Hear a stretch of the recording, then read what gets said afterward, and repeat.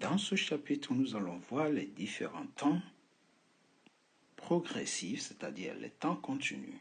En anglais, on va dire the continuous tenses. D'accord? Nous allons commencer d'abord ici par le present continuous avec l'exemple pour vous montrer comment on fait une phrase au present continuous, c'est-à-dire look, I am working. Donc, lorsque vous utilisez le present continuous ici, ce que l'action est en cours, on vous voit en train de réaliser l'action.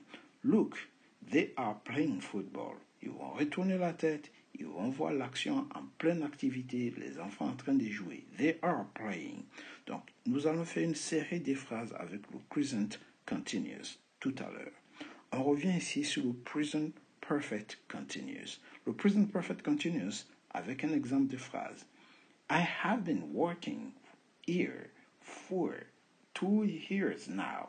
Donc ici, on va donner une durée. Et cette durée, on l'utilisera avec ici l'expression for pour montrer le laps de temps pendant lequel on fait l'action. Donc lorsque une personne vous dit I have been working here for 2 years, vous traduisez, vous commencez la phrase par cela fait 2 ans que je travaille ici.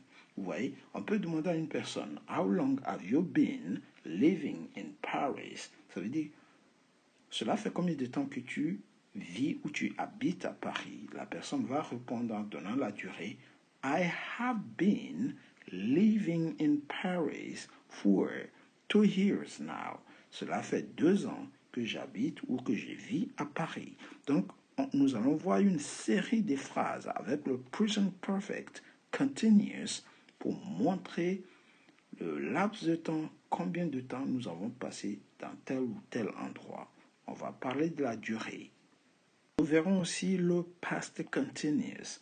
I was working when you called me. Donc ici, on parle d'une action qui était en cours de déroulement dans le passé, qui a été interrompue. On peut dire par exemple, oui, en effet, c'est une action qui a été interrompue par une autre action.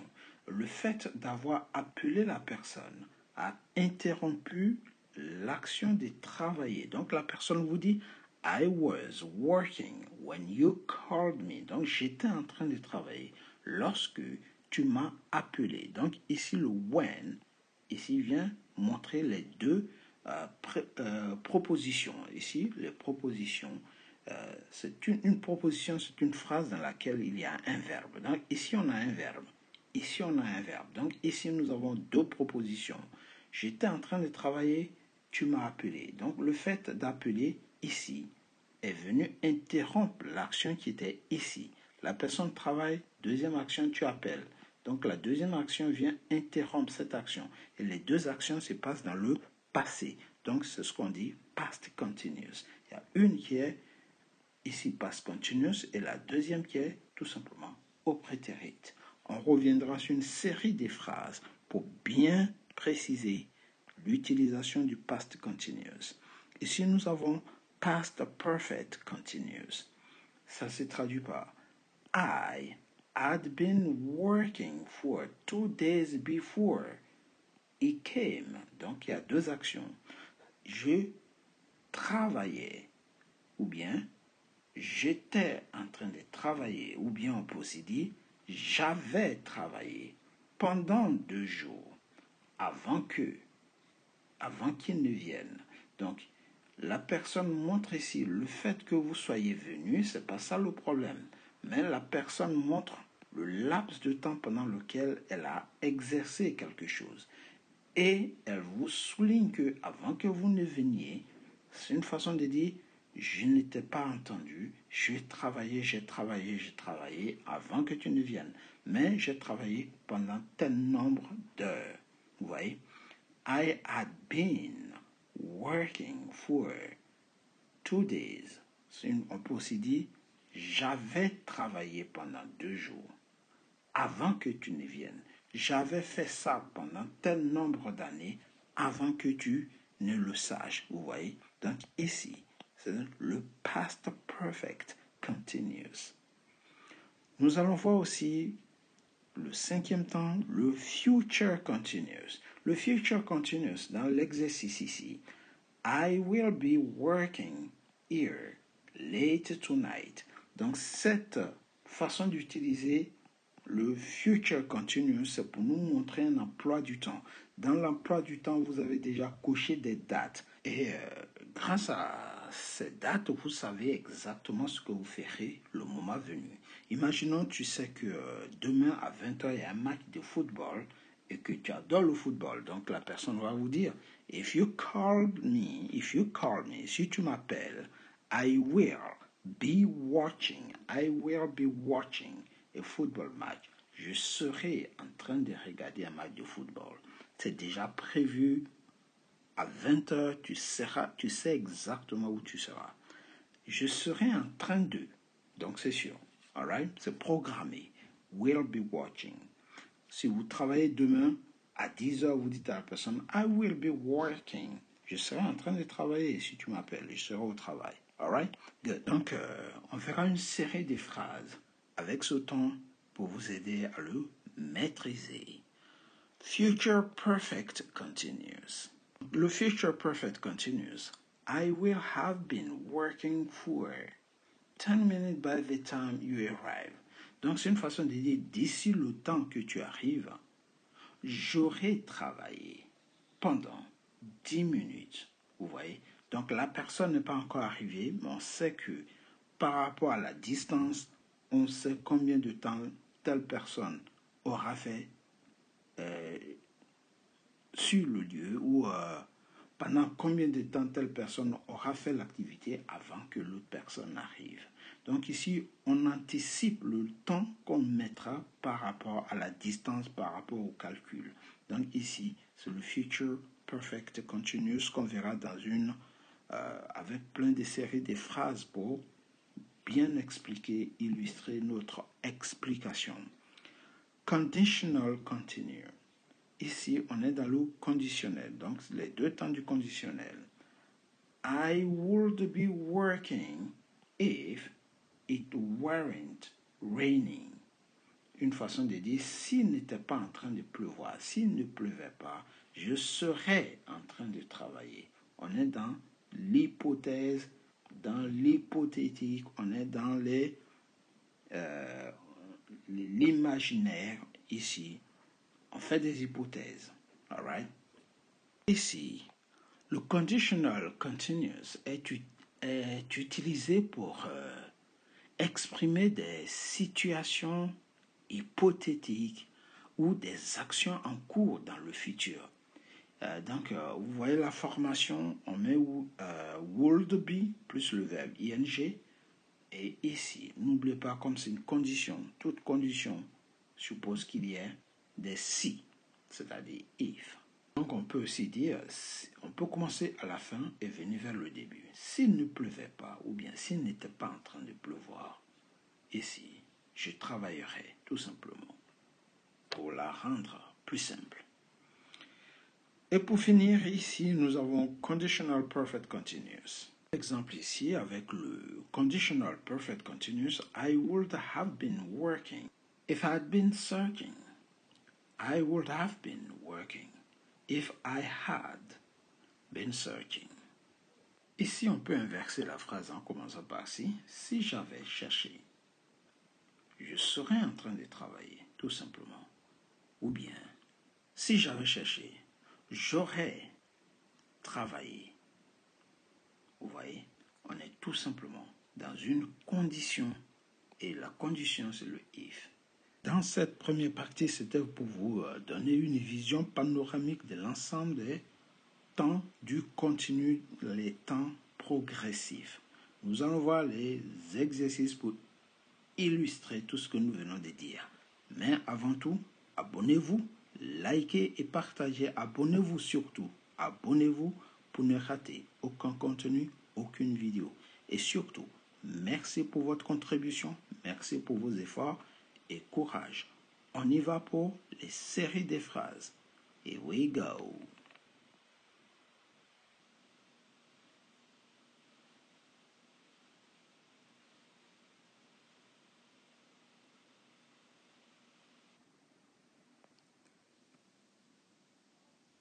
Ici, nous allons voir le présent continu. All right, present continuous. I am eating. I'm eating. Je suis en train de manger. You are or they are studying for exams. Ils sont en train d'étudier pour leurs examens. She is watching a movie. Elle est en train de regarder un film. We are going for a walk. Nous sommes en train de nous promener. He is playing soccer. Il est en train de jouer au football. They are talking on the phone. Ils sont en train de parler au téléphone. I'm working on a project. Je suis en train de travailler sur un projet. She is reading a book. Elle est en train de lire un livre. We are cooking dinner. Nous sommes en train de cuisiner le dîner. They are listening to music. Ils sont en train d'écouter la musique. Donc ici, vous avez remarqué, pour faire le présent continu, il faut toujours le verbe to be que vous conjuguez au présent et vous rajoutez n'importe quel verbe, mais le verbe finit par ing. Et c'est ça le présent continu. Dans le to be, maintenant, on sait le conjuguer au présent. Donc chaque fois que vous le conjuguez au présent et qu'il y a un verbe qui suit, cela s'appelle le présent continu. Donc si vous avez le verbe parler, si vous dites I am, vous êtes obligé de dire I am speaking. All right? Donc speak, on met ing. Et you are speaking. He is speaking. Donc le verbe en ing ne change pas. C'est le to be qui est conjugué tout simplement au présent. Et comme vous savez, vous avez am, are et is. On a seulement 3 verbes. Le reste, c'est de la répétition. Nous avons vu ici le présent continu. On va voir cette fois-ci le present perfect continuous. I have been working for here for 2 years. Donc, nous allons souligner la durée. Par exemple, j'ai étudié pendant 3 heures. Donc, là, le laps de temps que la personne a fait l'action. Ou bien vous pouvez dire, cela fait 3 heures que j'étudie. Vous voyez, ça va donner I have been studying for 3 hours. Donc, on montre le temps passé à faire l'action. C'est ça le present perfect continuous.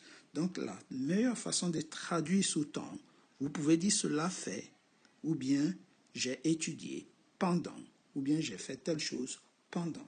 On voit les séries des phrases. I have been studying for hours.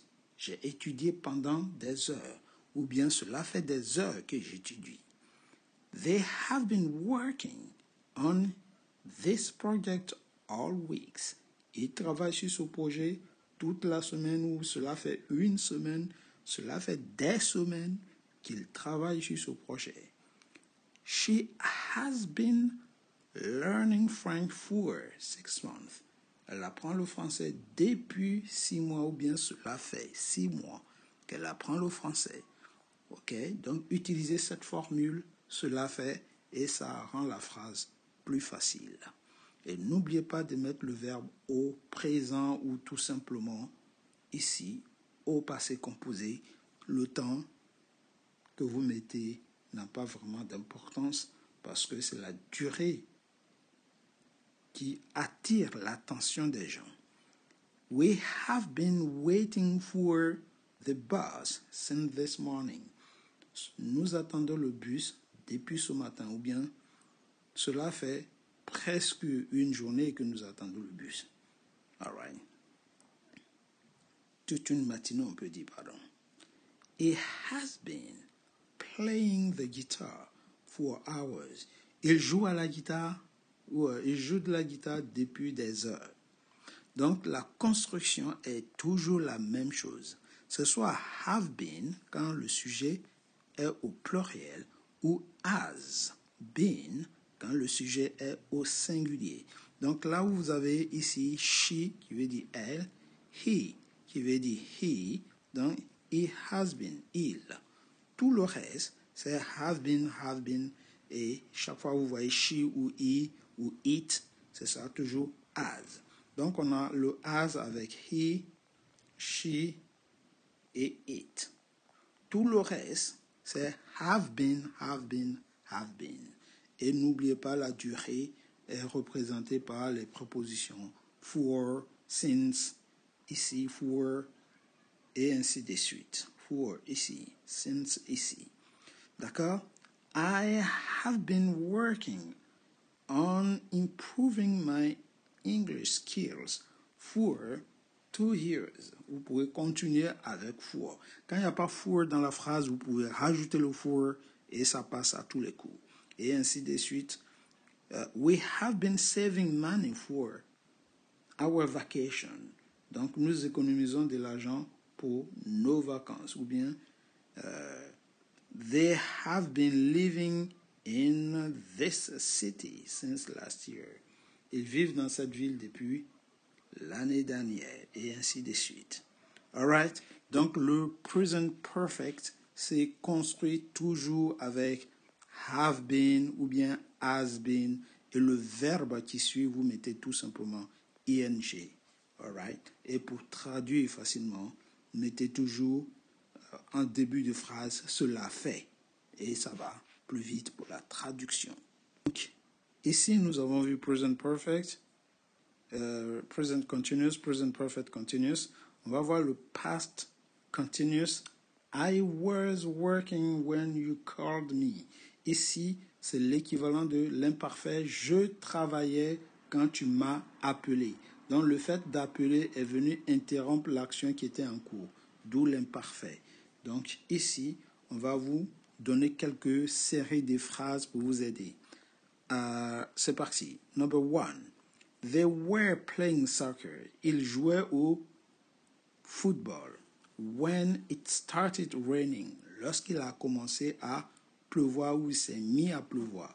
Donc, n'oubliez pas, il y a 2 temps. Le premier, c'est toujours l'imparfait were plus le verbe ing ou bien was plus le verbe ing. Donc, on a soit was plus verbe qui finit par ing. Et si le sujet est au pluriel, on met were plus verbe qui finit par ing. Et ça, c'est l'équivalent de l'imparfait en français. Le deuxième temps, ici, c'est le prétérit. Prétérit.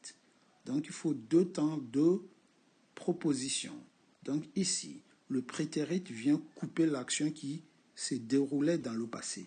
Donc, les 2 actions sont dans le passé, mais on montre qu'il y a une première action qui était en cours, qui vient brutalement d'être interrompue par un deuxième temps qui est ici. Exemple, she was cooking. Elle était en train de, ou bien elle cuisinait. Dinner when the smoke alarm went off. Lorsque, ou bien quand l'alarme incendie s'est déclenchée. Donc, tu ne peux plus continuer à faire la cuisine, tu ne peux plus continuer à cuisiner, tu es obligé de sortir ou de faire quelque chose. Ça vient interrompre l'action en cours.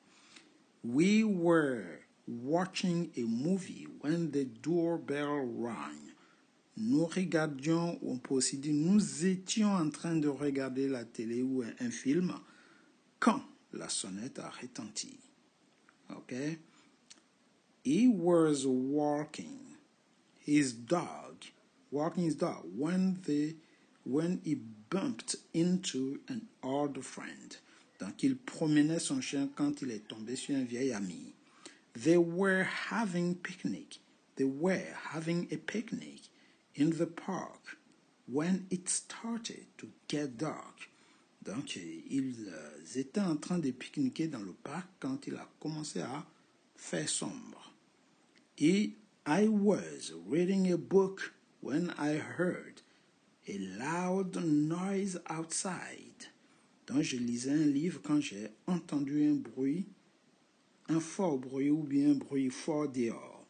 She was talking on the phone when she received the news. Elle parlait au téléphone quand elle a reçu la nouvelle. Et pour finir, we were driving to the beach when the car broke down. Donc, nous roulions vers la plage quand la voiture est tombée en panne. Donc, le fait que la voiture tombe en panne, boum, vient interrompre notre conduite. Donc, past continuous est très, très, très utilisé. Et ici, c'est l'équivalent de l'imparfait qui est complété par le prétérit, c'est-à-dire le passé composé. Nous continuons avec le quatrième temps. Nous avons vu celui-ci, celui-ci, celui-ci. Et ici, nous allons voir le past perfect continuous. Donc ici, they had been. Donc n'oubliez pas, ce sera toujours had been, had been, had been, had been, plus complété par un verbe ing, ing, ing, ing et ing. Et ça, cela, pour comprendre cette règle, avait déjà plus, avant que. Donc la première action qui a pris des heures,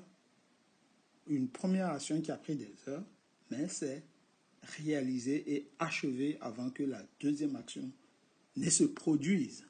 Donc on informe d'abord, ici une petite faute, on informe d'abord sur la première et ensuite sur la deuxième. Exemple, they had been studying all day before they finally took a break. Ils avaient étudié toute la journée avant de finalement prendre une pause. On voit les deux actions, l'information sur les deux actions. Et les deux actions sont finies, achevées dans le passé. I had been working on the project for weeks before it was completed. J'avais travaillé sur le projet pendant des heures avant qu'il ne soit terminé. All right? Donc ici, on montre l'antériorité des actions. Une première action qui est finie et une autre action a suivi, et elle aussi, elle est finie. All right? Donc, deux actions dans le passé. Une première terminée, une deuxième terminée. On montre juste la chronologie des actions. Une première, ensuite une deuxième. Toutes les séries de phrases continuent dans la même lignée. Vous regardez juste la traduction, vous verrez que tout est construit de la même façon. Had been plus verbe ing et ainsi de suite.